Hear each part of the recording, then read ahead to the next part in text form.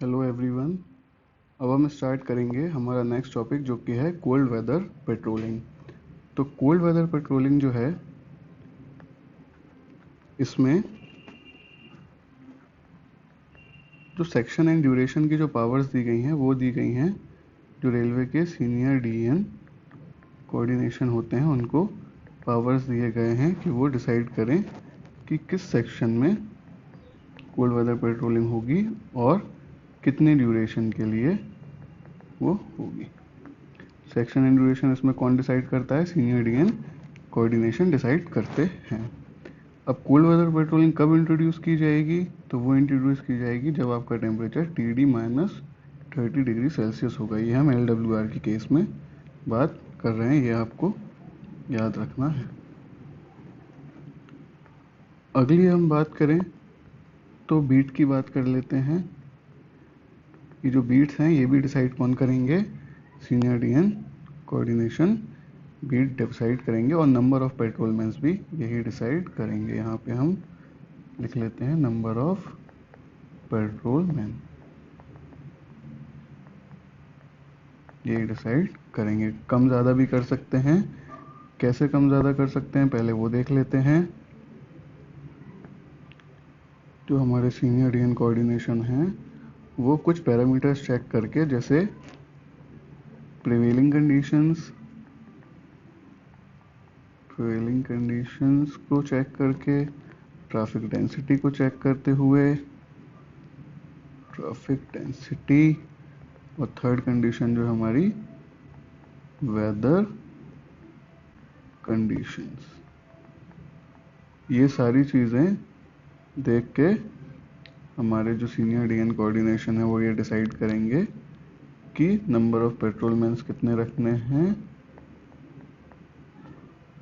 और number of या फिर बीट्स की जो डिस्टेंस होगी वो कैसे रखना है। ठीक है, अब हम बात करेंगे बीट्स की। तो पेट्रोलमैन की जो बीट होती है कोल्ड वेदर पेट्रोलमैन की, वो कितनी होती है? फर्स्ट केस है आपका same as hot weather patrolling single line के केस में, या फिर double line with one line as LWR। इस केस में क्या करेंगे? आपकी जो बीट होगी वो कितनी होगी? वन पेट्रोलमैन की वो होगी 4 किलोमीटर। ये आपको याद रखना है। 4 किलोमीटर कैसे होगी? 4 किलोमीटर ये आगे जाएंगे एक लाइन को चेक करते हुए और वापस आ जाएंगे दूसरी लाइन को चेक करते हुए। यहाँ पे लाइन्स यानी मतलब है एक ही ट्रैक की दो लाइन्स। जैसे ये ट्रैक है, इसी ट्रैक की जो लाइन्स हैं वो 4 किलोमीटर जाएंगे पेट्रोलमैन और 4 किलोमीटर वापस आ जाएंगे। यहाँ ये वाली लाइन को देखते हुए जाएंगे और यहाँ पे ये वाली रेल को देखते हुए वापस आ जाएंगे। दूसरे केस में हम बात करते हैं double line with both line आपकी जो है LWR है। डबल लाइन के केस में हम पहले डबल लाइन बना लेते हैं। डुप्लीकेट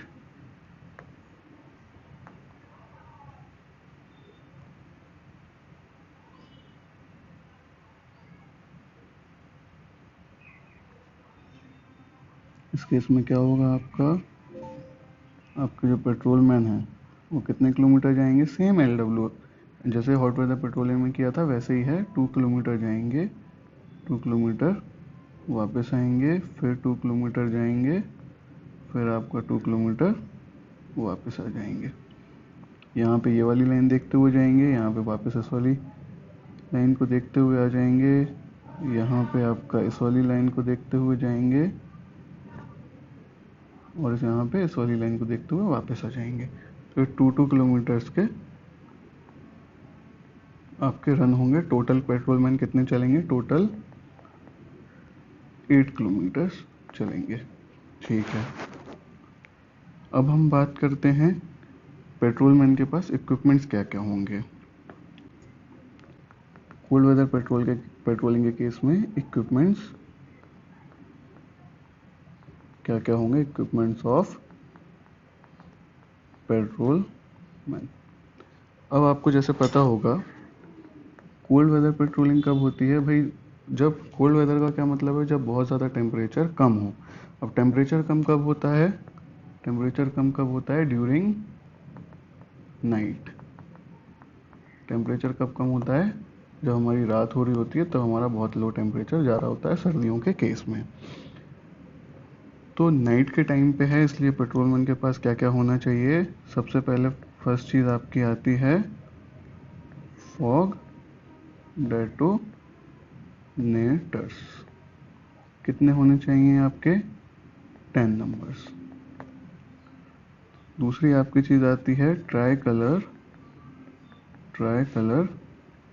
एलईडी हैंड लैंप, या फिर आप बोल सकते हैं try colour hand signal lamp. कई पहले एलईडी के नहीं चलते थे, तो पहले हैंड सिग्नल लैंप हुआ करते थे। ये आपके होंगे 2 नंबर्स। तीसरी चीज़ आपकी होगी 3 सेल टॉर्च, जो कि क्या होगी? इलेक्ट्रिक होगी। कितनी होगी आपके पास? 1 नंबर्स।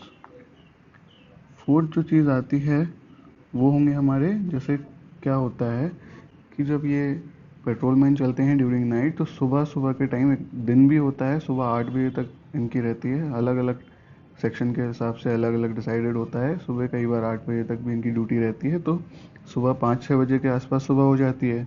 तो आपके जो ट्राई कलर हैंड लैम्प हैं वो कम काम नहीं आएंगे। दिन में आपके क्या काम आते हैं? फ्लैग्स काम आते हैं, तो उनके पास फ्लैग्स भी होंगे। 2 आपके रेड फ्लैग होंगे, इसको रेड से ही मार्क कर लेते हैं। और आपका जो है 1 जो है आपका ग्रीन फ्लैग होगा।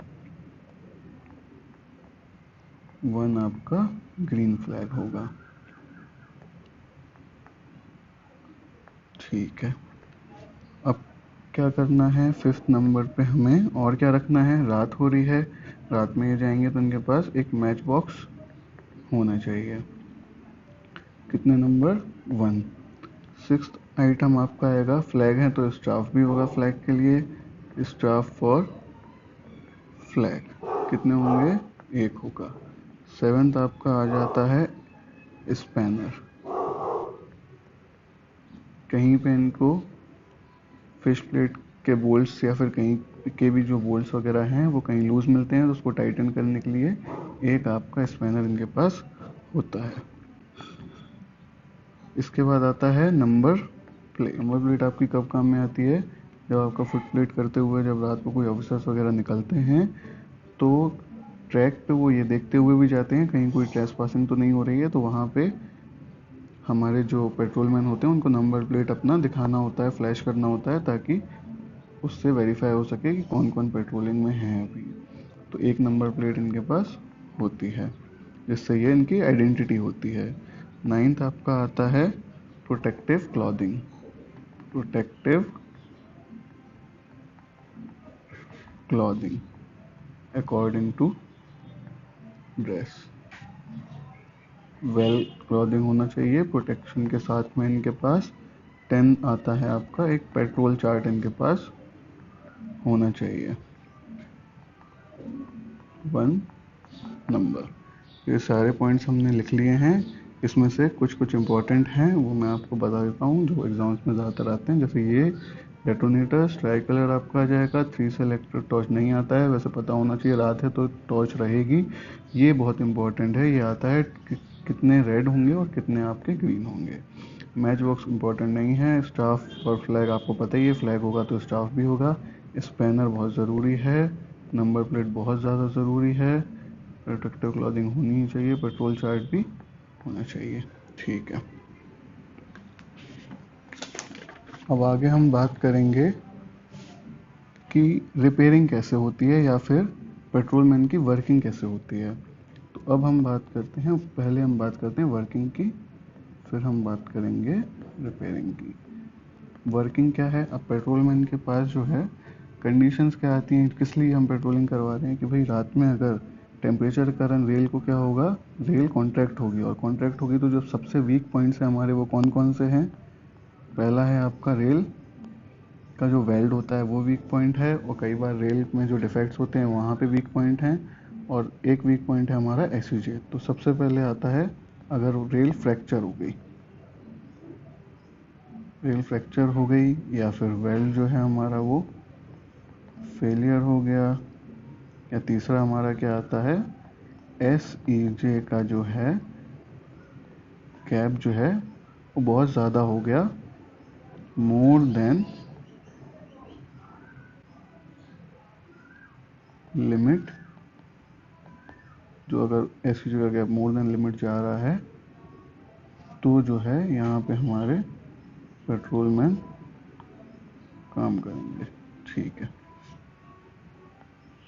क्या काम करेंगे पेट्रोलमैन, सबसे पहला काम होगा उनका प्रोटेक्शन ऑफ ट्रैक। अगर ये इन तीनों चीज़ों में से किसी भी चीज़ को ये देखते हैं तो सबसे पहला काम होगा इनका प्रोटेक्शन ऑफ ट्रैक।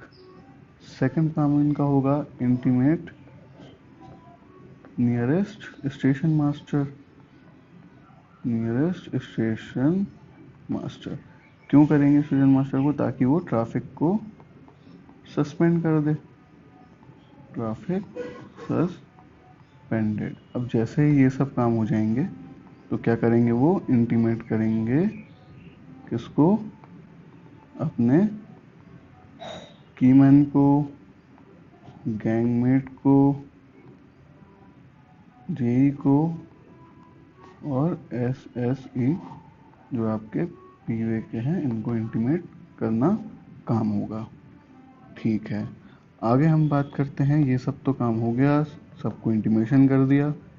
अब साइड पे क्या करनी है हमें, रिपेयरिंग।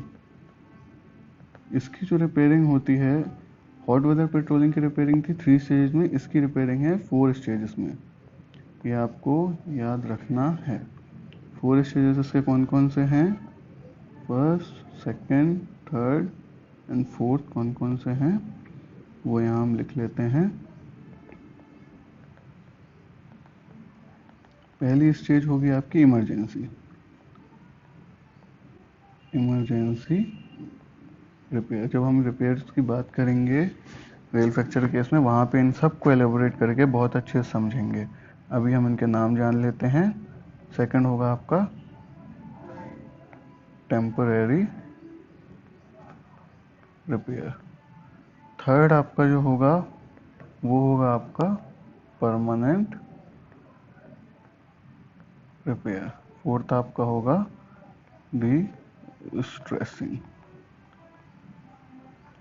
आपको ये चारों रिपेयर याद रखने हैं बहुत अच्छे से, ये चारों ही बहुत इम्पोर्टेंट हैं। ठीक है, कोल्ड वेदर में इतना काफ़ी है।